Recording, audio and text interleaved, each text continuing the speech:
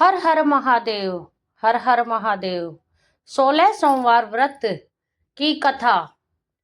आज हम जानेंगे कि 16 सोमवार व्रत कैसे किया जाता है और इसकी क्या कथा है और इसकी पूजा विधि क्या है और उद्यापन किस तरह से है। कथा का प्रारंभ कैसे करें और इसमें कौन सी कथा सुनी जाती है। बहुत समय पहले की बात है। एक बहुत ही सुंदर और समृद्ध नगर था। उस नगर के चारों ओर हरियाली, बड़े बड़े बाजार, सुंदर घर और खुशहाल लोग रहते थे। नगर के बीचों बीच एक अत्यंत भव्य और प्रसिद्ध शिव मंदिर था। उस मंदिर की महिमा दूर दूर तक फैली हुई थी।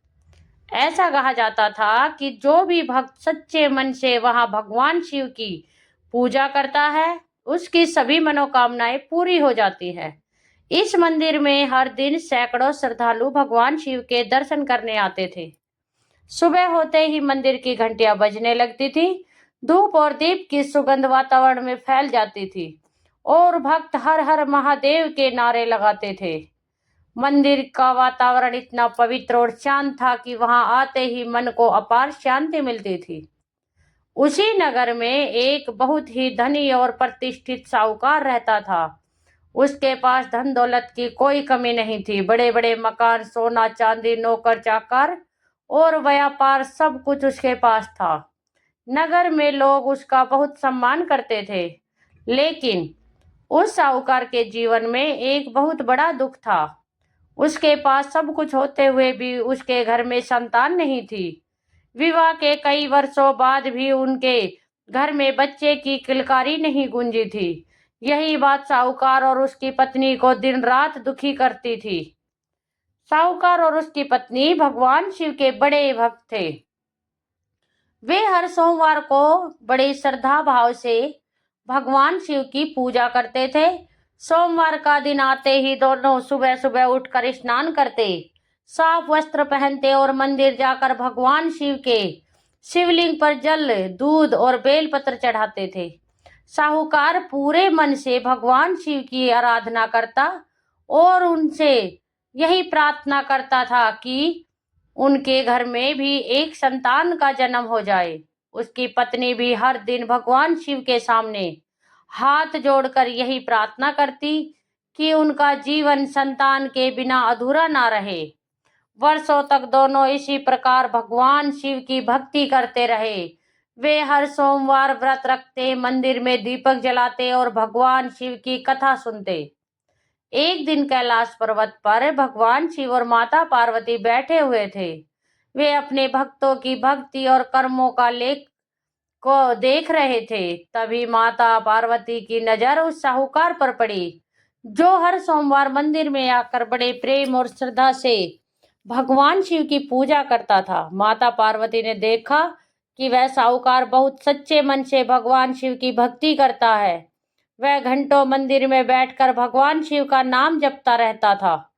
जब माता पार्वती को उस साहूकार की भक्ति देखकर बहुत आश्चर्य हुआ, उन्होंने भगवान शिव से पूछा, हे स्वामी, यह साहूकार आपकी इतनी भक्ति करता है, यह हर सोमवार का व्रत रखता है, आपकी पूजा करता है और पूरे श्रद्धा भाव से आपकी आराधना करता है, फिर भी इसके घर में संतान क्यों नहीं है?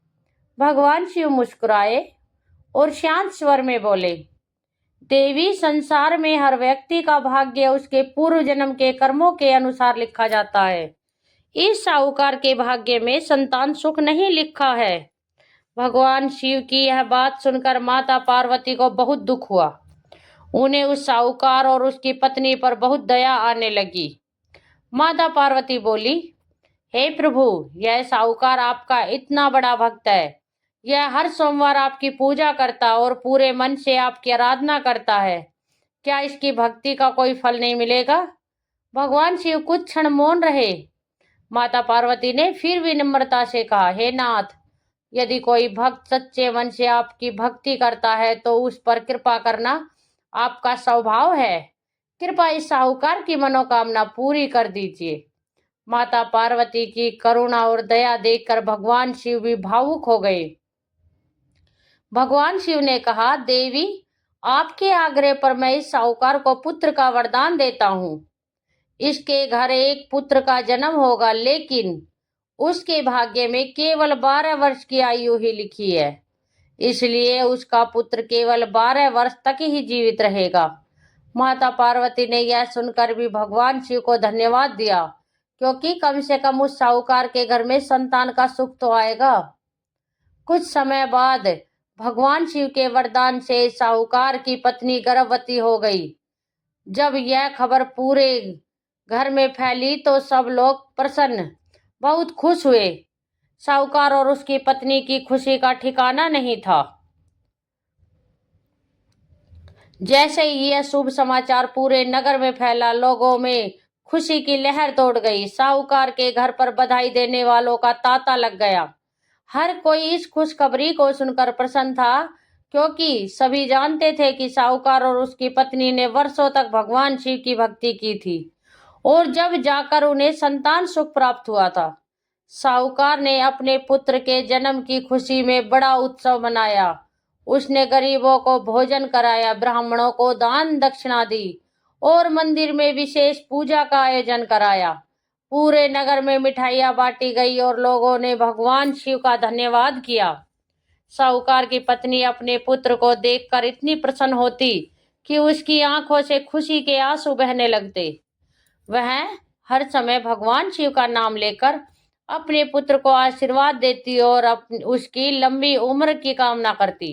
लेकिन साहूकार के मन में एक गहरी चिंता छुपी हुई थी। उसे भगवान शिव की यह बात याद थी कि उसका पुत्र केवल 12 वर्ष तक ही जीवित रहेगा। यही बात उसे अंदर ही अंदर परेशान करती रहती थी। साहूकार अपनी पत्नी को दुखी नहीं करना चाहता था, इसलिए उसने भगवान शिव की यह बात किसी को नहीं बताई। वह अपने मन का दुख छिपाकर अपने पुत्र के साथ हंसता खेलता रहता, लेकिन जब वह अकेला होता तो भगवान शिव से प्रार्थना करता कि वे उसके पुत्र की रक्षा करें। समय धीरे धीरे बीतने लगा। बालक दिन ब दिन बड़ा होने लगा। वह बहुत ही सुंदर, बुद्धिमान और विनम्र स्वभाव का था। उसकी मधुर वाणी और अच्छे संस्कार के कारण हर कोई उससे प्रेम करता था। जब वह छोटा था तब उसकी माँ उसे रोज भगवान शिव की कहानियां सुनाती थी।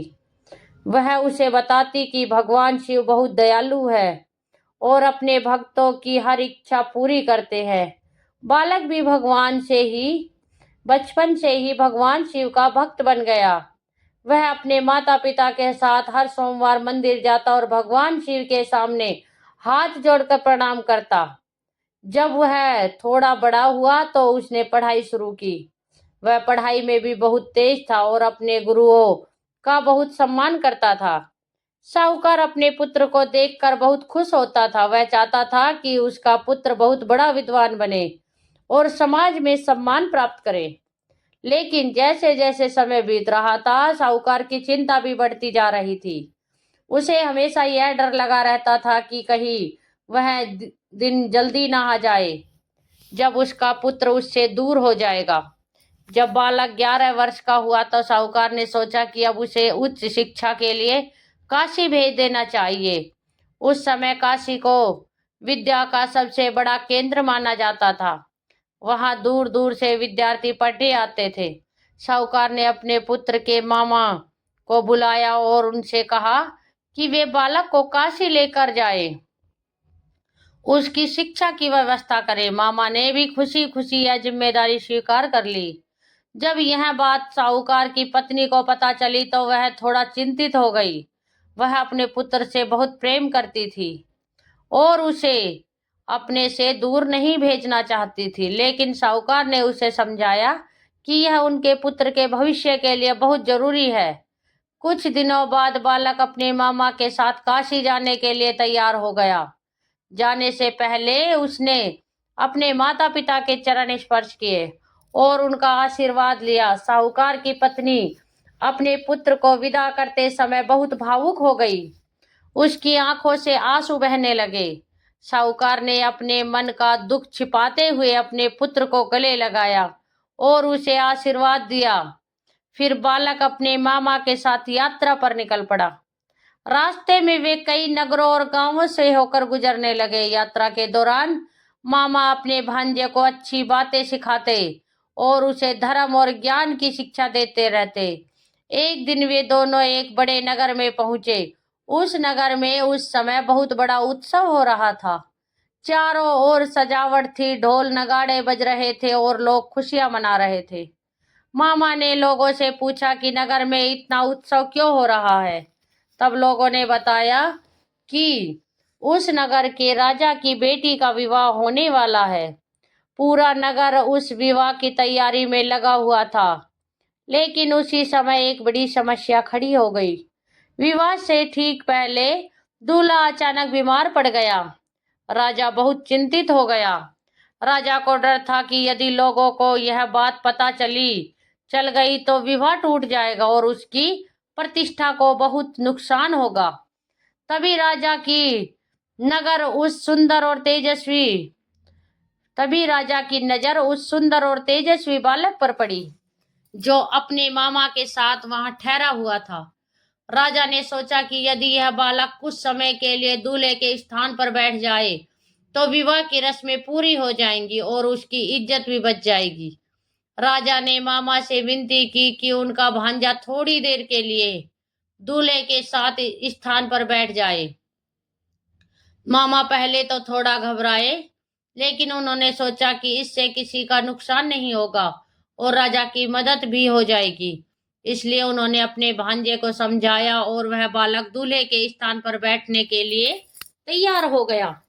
इस प्रकार विवाह की रस्में पूरी हो गई, लेकिन बालक बहुत सच्चा और ईमानदार था। जब विवाह की रस्में समाप्त हो गई तो उसने राजकुमारी को सारी सच्चाई बता दी कि वह असली दूल्हा नहीं है। यह सुनकर राजकुमारी आश्चर्यचकित रह गई, लेकिन उसने उस बालक की सच्चाई और ईमानदारी की बहुत प्रशंसा की।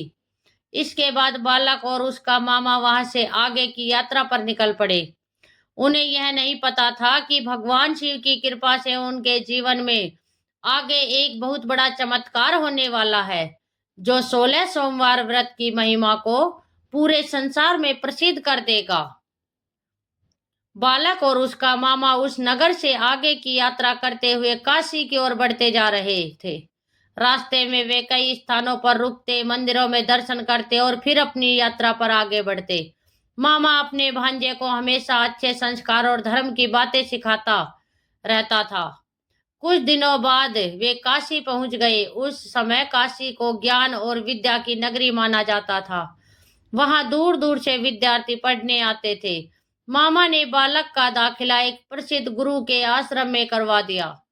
वहां बालक ने पढ़ाई शुरू कर दी। वह बहुत ही बुद्धिमान और परिश्रमी था, इसलिए जल्दी ही वह अपने गुरु का प्रिय शिष्य बन गया। दिन बीतते गए और धीरे धीरे समय आगे बढ़ता रहा, लेकिन भगवान शिव के वचन के अनुसार अब वह समय भी पास रहा था जब बालक की आयु पूरी होने वाली थी। जब बालक लगभग 12 वर्ष का होने वाला था, तब उसके मामा के मन में एक अजीब सी चिंता होने लगी। उन्हें समझ नहीं आ रहा था कि उनका मन इतना व्याकुल क्यों हो रहा है। उधर साहूकार भी अपने बेटे घर में बहुत चिंतित रहने लगा था। उसे भगवान शिव की कही हुई बात हर समय याद आती रहती थी। वह हर सोमवार भगवान शिव के मंदिर जाता, शिवलिंग पर जल चढ़ाता और हाथ जोड़कर प्रार्थना करता। हे भोलेनाथ, आप दयालु है। यदि मुझसे कोई भूल हुई हो तो मुझे क्षमा कर दीजिए। मेरे पुत्र की रक्षा कीजिए। साहूकार की पत्नी को इस बात का कोई ज्ञान नहीं था कि उनके पुत्र की आयु केवल 12 वर्ष ही है। वह तो हर दिन भगवान शिव का धन्यवाद करती और अपने पुत्र की लंबी उम्र की कामना करती रहती थी। उधर काशी में भी समय बीतता गया। एक दिन वह समय आ गया जब बालक की आयु पूरी होने वाली थी। उस दिन सोमवार का दिन था। मामा ने सोचा कि आज भगवान शिव की विशेष पूजा करनी चाहिए। उन्होंने सुबह सुबह स्नान किया और पास के शिव मंदिर में जाकर भगवान शिव की पूजा की। उन्होंने शिवलिंग पर जल, दूध और बेलपत्र चढ़ाए और भगवान शिव से अपने भांजे की रक्षा की प्रार्थना की। पूजा करने के बाद वे आश्रम लौट आए। उस दिन बालक ने भी अपने गुरु की सेवा की और फिर पढ़ाई करने लगा। लेकिन दोपहर होते होते अचानक उसकी तबीयत खराब होने लगी। उसे तेज बुखार आने लगा और वह बहुत कमजोर महसूस करने लगा।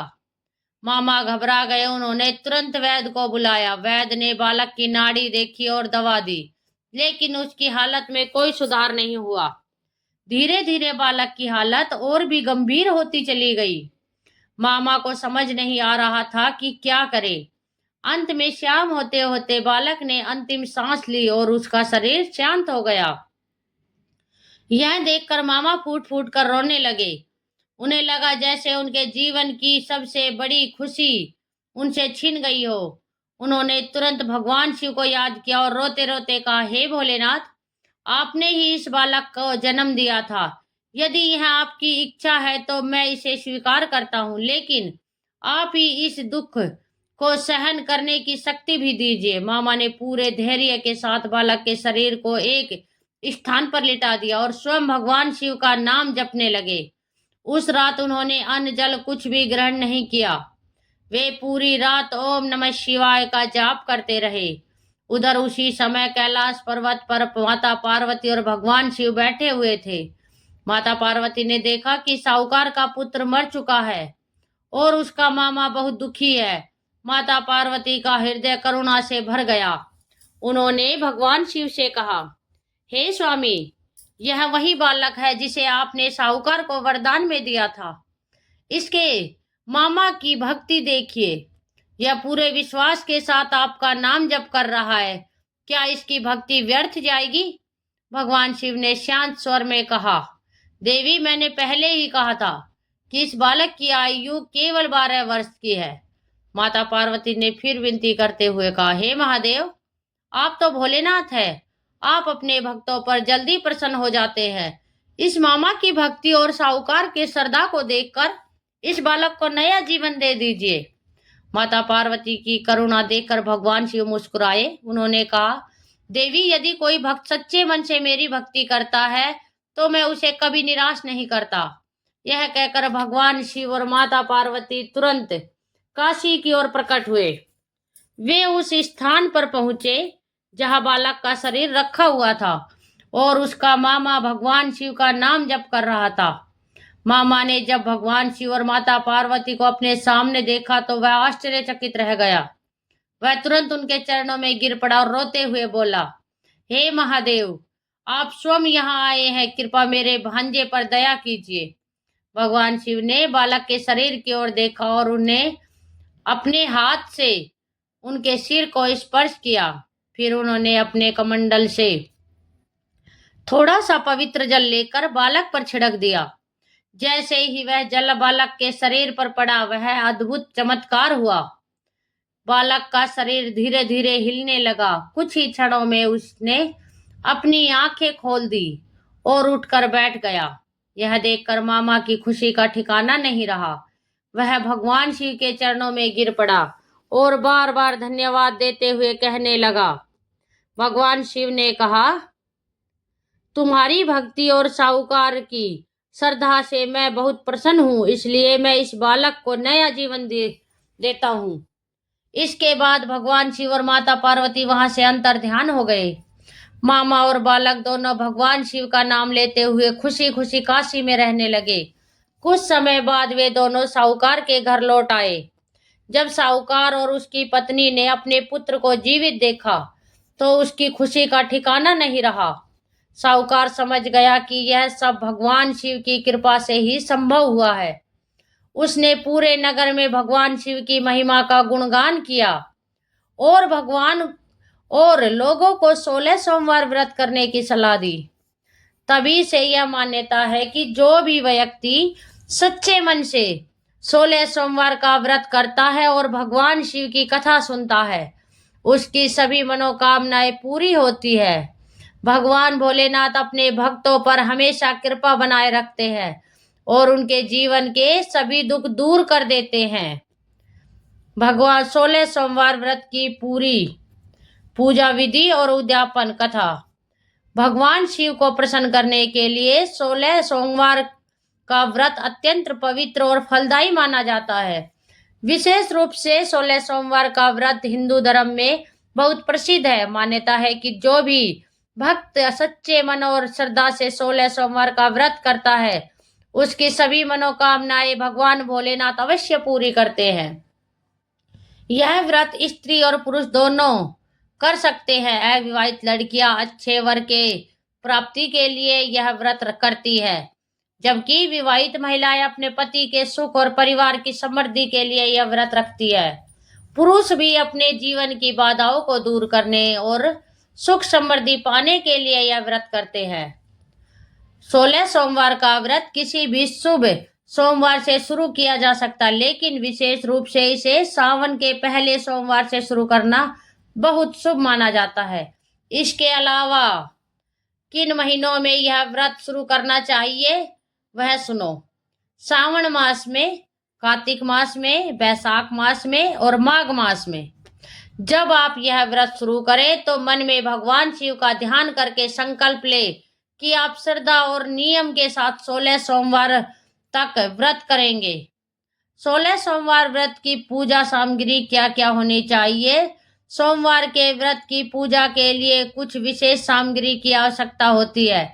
गंगा जल नंबर 1, नंबर 2 साफ जल, नंबर 3 दूध, नंबर 4 दही, नंबर 5 शहद, नंबर 6 घी, नंबर 7 शक्कर, नंबर 8 बेलपत्र, नंबर 9 धतूरा, नंबर 10 भांग, नंबर 11 चंदन, नंबर 12 अक्षत या चावल, नंबर 13 सफेद फूल, नंबर 14 धूप, नंबर 15 दीपक, नंबर 16 फल, नंबर 17 मिठाई।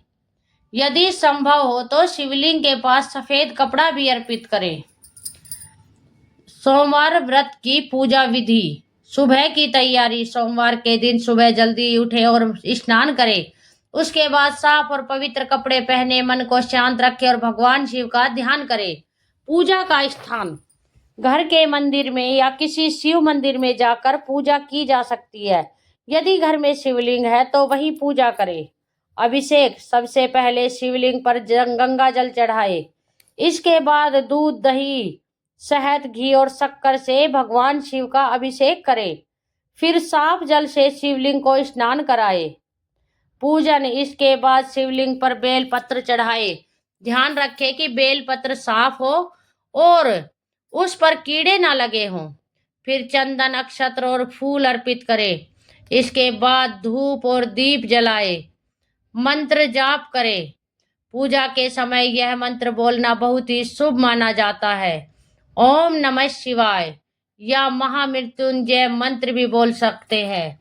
ओम त्र्यंबकम यजामहे सुगंधिम पुष्टिवर्धनम उर्वारुकमेव बंधनान् मृत्युर्मोक्षामृतम। इस मंत्र का कम से कम 108 बार जाप करना बहुत फलदायी माना जाता है। व्रत के दिन क्या खाना चाहिए? सोमवार के व्रत में भक्त दिन भर उपवास रखते हैं और शाम को फलाहार करते हैं। व्रत में क्या क्या खाना चाहिए? फल, दूध, दही, साबूदाना, सिंघाड़े का आटा, कुट्टू का आटा, मूंगफली। व्रत में नमक की जगह सेंधा नमक का उपयोग किया जाता है। व्रत के नियम क्या क्या है? 16 सोमवार व्रत करते समय कुछ नियमों का पालन करना चाहिए। झूठ नहीं बोलना चाहिए, किसी का अपमान नहीं करना चाहिए, क्रोध नहीं करना चाहिए, मन को शांत और पवित्र रखना चाहिए, गरीबों की सहायता करनी चाहिए। ऐसा करने से व्रत का फल कई गुना बढ़ जाता है। शाम की पूजा। शाम के समय भगवान शिव के सामने दीपक जलाए और शिव आरती करें। आरती के बाद भगवान शिव को सोमवार व्रत कथा अवश्य सुने या पढ़े। कथा सुनने से व्रत पूर्ण माना जाता है। 16 सोमवार व्रत का उद्यापन कैसे करें? जब 16 सोमवार पूरे हो जाते हैं तब 17वें सोमवार को व्रत का उद्यापन किया जाता है। उद्यापन करना बहुत आवश्यक माना जाता है क्योंकि इससे व्रत की पूर्णता होती है। उद्यापन की पूजा विधि। उद्यापन के दिन सुबह स्नान करके भगवान शिव की विशेष पूजा करें। शिवलिंग का दूध और गंगा जल से अभिषेक करें। इसके बाद बेलपत्र, धतूरा और फूल अर्पित करें। फिर भगवान शिव की आरती करें। ब्राह्मण भोजन या दान। उद्यापन के दिन कम से कम 16 ब्राह्मणों को भोजन कराना बहुत शुभ माना जाता है। यदि यह संभव न हो तो अपनी क्षमता के अनुसार ब्राह्मण और गरीबों लोगों को भोजन करा सकते हैं। इसके बाद उन्हें दक्षिणा, फल और वस्त्र दान करें। प्रसाद। पूजा के बाद भगवान शिव को चढ़ाया गया प्रसाद सभी लोगों में बांटना चाहिए। इससे घर में सुख और समृद्धि आती है। उद्यापन की कथा। उद्यापन के समय भगवान शिव की कथा सुनना बहुत आवश्यक माना जाता है। कथा सुनने से भगवान शिव की कृपा प्राप्त होती है और व्रत का पूरा फल मिलता है। भगवान भोलेनाथ की महिमा। भगवान शिव को देवों के देव महादेव कहा जाता है। वे बहुत ही दयालु और करुणामयी हैं। जो भी भक्त सच्चे मन से भगवान शिव का नाम लेता है उसके जीवन के सभी कष्ट दूर हो जाते हैं। भगवान शिव अपने भक्तों की छोटी सी भक्ति से ही प्रसन्न हो जाते हैं। व्रत का फल। 16 सोमवार का व्रत करने से विवाह में आने वाली बाधाएं दूर होती है, अच्छे जीवन साथी की प्राप्ति होती है, संतान सुख मिलता है, धन और समृद्धि बढ़ती है, घर में सुख और शांति आती है। कथा का संदेश क्या है? 16 सोमवार व्रत की कथा हमें यह सिखाती है कि यदि कोई व्यक्ति सच्चे मन से भगवान शिव की भक्ति करता है तो भगवान उसकी हर इच्छा पूरी करते हैं। भगवान शिव अपने भक्तों पर हमेशा कृपा बनाए रखते हैं। इसलिए जो भी भक्त श्रद्धा और नियम के साथ यह व्रत करता है उसके जीवन में सुख, शांति और समृद्धि अवश्य आती है। तो आपको यह वीडियो कैसी लगी कमेंट्स बॉक्स में जरूर बताएं। तब तक के लिए हर हर महादेव।